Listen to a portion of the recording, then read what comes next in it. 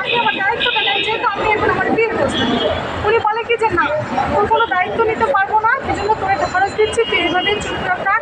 আমি বলি তাহলে বাচ্চাটা কি বাবা পাবে না, বাচ্চাটা কি বাবার কাছে যাবে না? বলে কি না, এই জন্য আমি বাচ্চাকে তুমি কিছুই করতে পারবো না, কারণ আমি আমি আমি কিছুই করতে পারবো না, আমি অসুস্থ। উনি নিজের বাচ্চা অসুস্থ, নিজের বাচ্চা আমি তো ওনার কাছে যাইনি, উনি ইচ্ছে করে এসে আমার সাথে খুব একটা আপনাদের সম্পর্কটা কিভাবে ছিল? আসলে আমাদের সম্পর্ক এটা বলে না, আমি গানে গেছি, গানে যাওয়ার জন্য আমার সাথে আমার পরিচয় হয়েছে। গান মানে একটু বোঝা গেল। আমি তো বললাম যে আমি সরকারি শিশু পরিবার থেকে থাকার কারণে আমি এদিন থেকে আসার পর মানে আমি এদের ছুটিতে আই সাড়ে 3টায় যাই, আমার খারাপ লাগতো, আমার মায়ের কাছে থাকিয়ে পৌঁছে আমি আর যাইনি। তখন আমার মা, আমি, আমার একটা প্রতিবন্ধী ভাই, আমার আপু, 4জন মানুষ। এখন খাওয়া তো 4জন মানুষকে তো কেউ খাওয়াই দিবে না। তখন আমার মা বললো যে তুই গান কর, তোকে কিছু টাকা আসবে। আমার মা আমার গাড়ি নিয়ে গেছিলো, গানে ওনার সাথে আমার গানে পরিচয়, তারপরে আপনার নাম্বার দিয়েছিলেন। হ্যাঁ, আমার তখন ফোন ছিল না, আমার মায়ের নাম্বার ছিল, আমার মায়ের নাম্বার দেওয়া হয়েছে। সেভাবে কথা বলতে বলতে প্রেমের সম্পর্ক। না, প্রেমের সম্পর্ক না, কথা বলতে বলতে উনি বলছেন যে উনি আমাদের সব কিছু জানছেন, যে আসলে আমার বাবাও আমাদেরকে দেখেন, আমার এরকম একটা সমস্যা। উনি বলছেন যে আমি সিটি কর্পোরেশনের কামকে বললাম তোমার ভাইটারে গুলিস্তানে ব্যবসা রেখে একটা দোকান দিয়ে দিই, মানে আমার ছোটো ভাইটা তখন উনি বলছে আর কি যে এভাবে বিক্রি করাচ্ছে, আমি মানে একটা দোকান দিয়ে দিতে চাই, এভাবে আর কি উনি বললাম সাহায্য আমার ভাইটারে কানের একটা যন্ত্র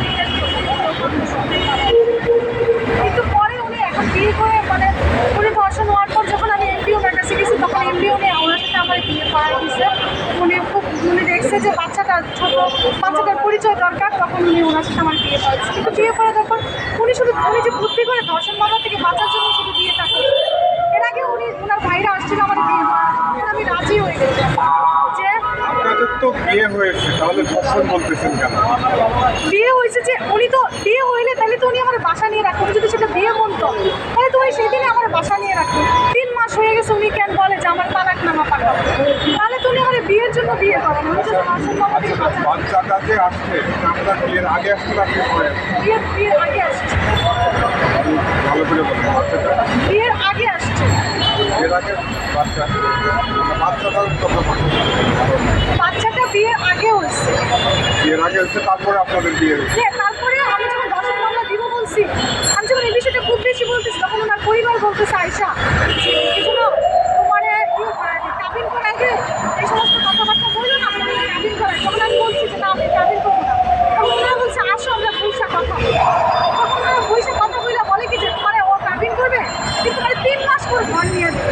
তখন আমার বলে একটা বাড়ি নেই যে, তখন আমার আপু বলতেছে যে সেটা না, 3 মাস পর তো সে তামাকও দিতে পারে, তাহলে সে বিয়ে করে বাচ্চা হচ্ছে, সে এরকম একটা কথা বলে। আর তারা বলতেছে যে আমরা মানে বিয়ে টাকায় কাবিন করবো, 21 তারিখ 2021 সালের কাবিন করবো, আমি মানে 3 মাস পর ঘর নিয়ে নেবো।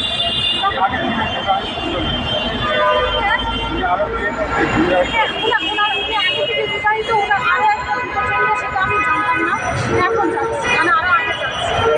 এটা হওয়ার পর খোঁজ নিয়ে জানতে পারছি। তো ওনার বড় মেয়েটা, ওনার যে আরেকটা পালিত মেয়ে আছে, সেই পালক মেয়েটার সাথেও ওনার চরিত্র খুব একটা ভালো না, সেটা আমি ওইটা দেখে জানতে পারছি। ওনার পালক মেয়েটা যে, সেই পালক মেয়েটার সাথেও ওনার সম্পর্কটা ওনাদের মহল্লার সবাই জানে, কিন্তু ওনার ভয়ে কেউ মুখ খুলে না।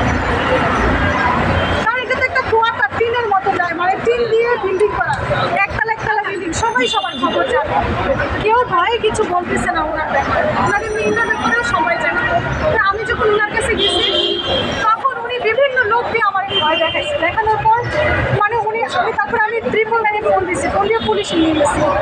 পুলিশ দিয়ে কাজে জানে উনি ফোন দেওয়া হয়েছে, ওসি বলে কি জানেন পর যদি ওই মেয়েটা যায় তাহলে ওই মেয়েটার মরিচ ঢাইটা মানে ওসি উনি এই কথাটা বলছে উনি ওনার গার্লফ্রেন্ড জানেন। তারপরে যখনই আমি গেছি